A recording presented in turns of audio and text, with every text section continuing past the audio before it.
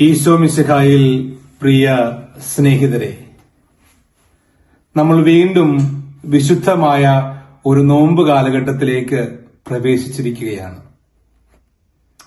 ഞാൻ വിചാരിക്കുന്നു നോമ്പ് കാലഘട്ടം അത് തിരിച്ചുവരവിന്റെ കാലഘട്ടമാണ്.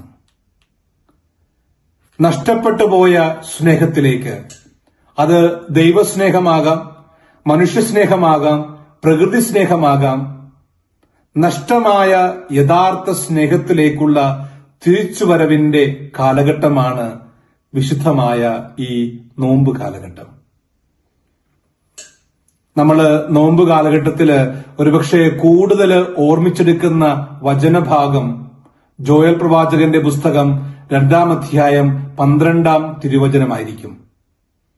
അവിടെ പ്രവാചകനിലൂടെ ദൈവം അരുൾ ചെയ്യുന്നു, കർത്താവ് അരുൾ ചെയ്യുന്നു, ഇപ്പോഴെങ്കിലും ഉപവാസത്തോടും വിലാപത്തോടും നെടുവീർപ്പോടും കൂടെ നിങ്ങൾ പൂർണ്ണ ഹൃദയത്തോടെ എന്റെ അടുക്കലേക്ക് വരുവിൻ.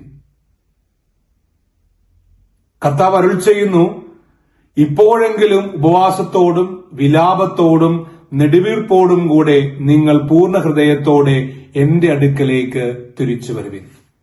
അവിടെ നമ്മൾ അടിവരയിടേണ്ട ഒരു വാക്ക്, കർത്താവ് അരുൾ ചെയ്യുന്നു ഇപ്പോഴെങ്കിലും എന്ന് വെച്ചാൽ, അവിടെ ഇപ്പോഴെങ്കിലും എന്നൊരു വാക്ക് ദൈവം ഉപയോഗിക്കുന്നെങ്കിൽ അതിന്റെ അർത്ഥം ഈ 2026 മാത്രമല്ല. നമ്മുടെ പഴയ ജീവിതം പരിശോധിക്കുമ്പോൾ പല ആവർത്തി നമ്മൾ ഈയൊരു യഥാർത്ഥമായിട്ടുള്ള സ്നേഹത്തെ ഉപേക്ഷിച്ച് നമ്മൾ ദൂരെ പോയവരാണ്. ആ ദൈവം പറയുന്നു,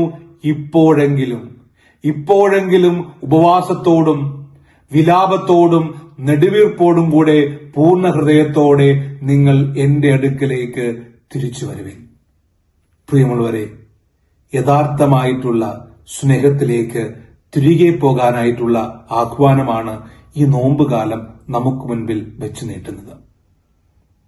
നമ്മൾ ഇങ്ങനെ ഒരു തിരിച്ചുവരവിന് വേണ്ടി ആത്മാർത്ഥമായിട്ട് ഒരുങ്ങുന്നെങ്കിൽ ആദ്യമായിട്ട് നമ്മുടെ മനസ്സിലേക്ക് ഓടിയെത്തേണ്ട വചനഭാഗം അത് ഉൽപ്പത്തിയുടെ പുസ്തകം 3-ാം അധ്യായം 9-ാമത്തെ തിരുവചനമാണ്. അവിടെ നമ്മൾ ഇപ്രകാരം വായിക്കുന്നുണ്ട്, അവിടുന്ന് പുരുഷനെ വിളിച്ചു ചോദിച്ചു, നീ എവിടെയാണ്? നീ എവിടെയാണ്? ബൈബിളിലെ ആദ്യത്തെ പാപം ആദ്യ മാതാപിതാക്കളായ ആദവും ഹവ്വയും ചെയ്തു കഴിഞ്ഞപ്പോൾ അവര് തങ്ങളെ തന്നെ മരത്തിന്റെ മറവില് ഒളിപ്പിക്കുകയാണ്, ദൈവം കാണാതിരിക്കാൻ വേണ്ടി. അവരുടെ തോട്ടത്തിലേക്ക് വന്ന ദൈവം പുരുഷനെ വിളിച്ച് ചോദിക്കുകയാണ്, നീ എവിടെയാണ്? ഇന്നലെ വരെ എന്റെ സാന്നിധ്യത്തില് എന്റെ സ്നേഹത്തിൽ പങ്കുചേർന്ന് ഉലാത്തിയ നീ ഇപ്പോൾ എവിടെയാണ്? ദൈവം ചോദിക്കുന്നത് നീ എന്തു ചെയ്തു എന്നുള്ളതല്ല, മറിച്ച് ദൈവം ചോദിക്കുകയാണ്, നിനക്കെന്തു പറ്റി? നീ ഇപ്പോൾ എവിടെയാണ്? എന്റെ അരികിൽ നിന്നെ കാണുന്നില്ലല്ലോ. പ്രിയമുള്ളവരെ, ഈ നോമ്പ് കാലഘട്ടത്തില് തിരിച്ചറിവിന് വേണ്ടി നമ്മൾ ആഗ്രഹിക്കുമ്പോൾ ആദ്യം നമ്മുടെ മനസ്സിലുണ്ടാകേണ്ട ചോദ്യം ഇതാണ്, കർത്താവ് നമ്മളോടും ചോദിക്കുന്നു, മകനെ മകളെ നീ എവിടെയാണ്? ബോബിയച്ചൻ പറഞ്ഞു കേട്ടിട്ടുള്ള ഒരു കാര്യം ഓർക്കുകയാണ്. സ്നേഹനിധിയായ ഒരു ഭാര്യയും വാത്സല്യമുള്ള കുഞ്ഞുങ്ങളുമുള്ള ഒരു പിതാവ് ഒരു സുപ്രഭാതത്തില് ജഡീക മോഹങ്ങൾക്ക് അകപ്പെട്ടിട്ട് സമൂഹത്തിലെ നല്ല പേരൊന്നുമില്ലാത്ത മോശക്കാരിയായിട്ടുള്ള ഒരു സ്ത്രീയുമായിട്ട് ഈ ശാരീരികമായിട്ടുള്ള സന്തോഷം അനുഭവിക്കുക എന്നുള്ള ലക്ഷ്യത്തോടുകൂടി അവര് ഒരു ദിവസം കണ്ടുമുട്ടാനായിട്ട് അവര് സമയം ഫിക്സ് ചെയ്യുകയാണ്. ആ ദിവസം ഈ മനുഷ്യൻ തന്റെ വാഹനത്തില് ഈ സ്ത്രീയുടെ വീട്ടിലേക്കെത്തി കാറ് പാർക്ക് ചെയ്ത് പുറത്തേക്ക് ഇറങ്ങുന്ന സമയത്ത് അദ്ദേഹത്തിന്റെ പോക്കറ്റിലിരുന്ന മൊബൈല് റിങ് ചെയ്യുകയാണ്. ഫോണെടുത്ത് നോക്കുമ്പോൾ തന്റെ സ്നേഹനിധിയായിട്ടുള്ള ഭാര്യയാണ് തന്നെ വിളിക്കുന്നത്.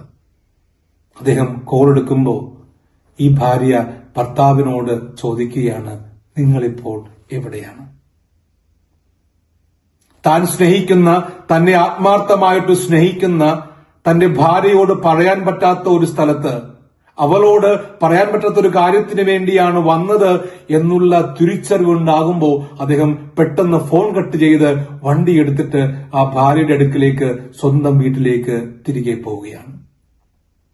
പ്രിയമുള്ളവരെ, ദൈവം നമ്മളോട് ഈ ഒരു ചോദ്യം ചോദിക്കുമ്പോൾ ഒരുപക്ഷെ ദൈവം ആഗ്രഹിക്കാത്ത അവസ്ഥയിലേക്ക് നമ്മുടെ ആത്മീയ ജീവിതം കടന്നുപോയി, നമ്മൾ ദൈവത്തിൽ നിന്ന് അകലെയാണെങ്കിൽ ദൈവത്തിന്റെ ഈ ഒരു ചോദ്യം ആത്മാർത്ഥമായിട്ട് നമ്മൾ കേൾക്കുക.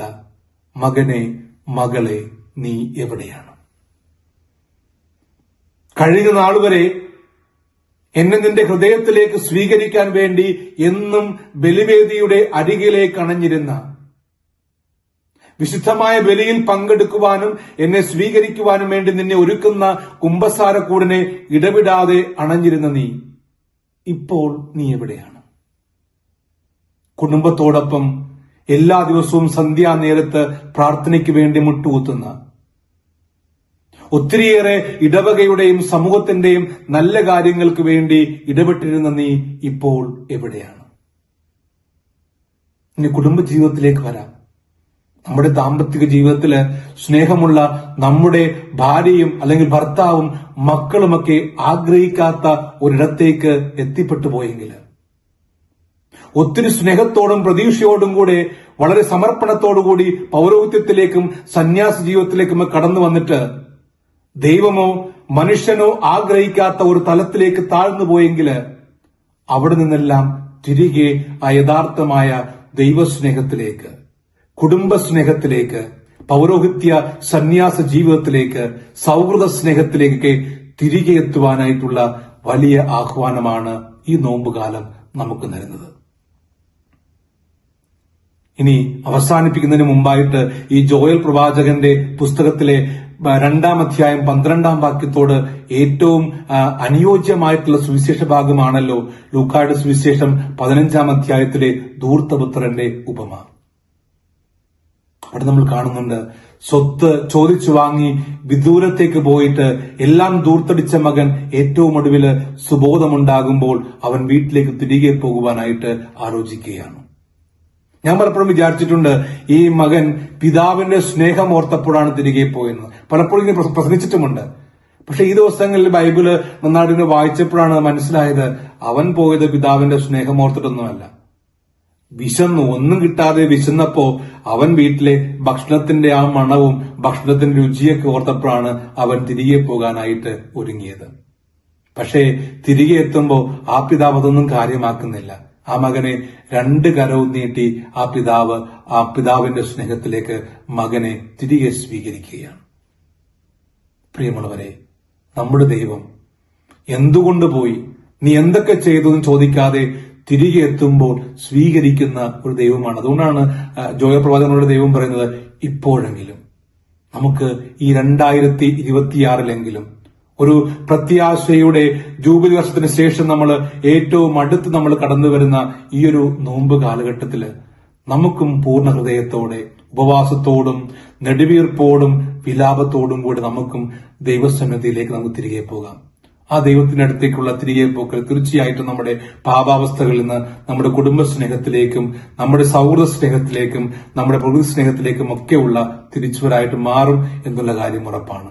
അതുകൊണ്ട് ഈ നോമ്പ് കാലഘട്ടത്തില് നമ്മൾ ഓർമ്മിക്കേണ്ട, നമ്മുടെ ഹൃദയത്തിൽ ഉയരേണ്ട ഒരു ചോദ്യം ഇതാണ്. ഉൽപ്പത്തിയുടെ പുസ്തകം 3-ാം അധ്യായം 9-ാം വാക്യം, നീ എവിടെയാണ്?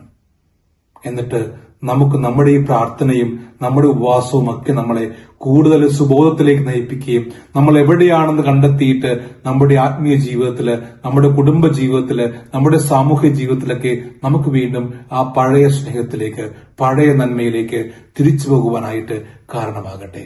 എല്ലാവർക്കും നല്ലൊരു വിശുദ്ധമായിട്ടുള്ള അനുഗ്രഹീതമായിട്ടുള്ള നോമ്പ് കാലഘട്ടം ആശംസിക്കുന്നു.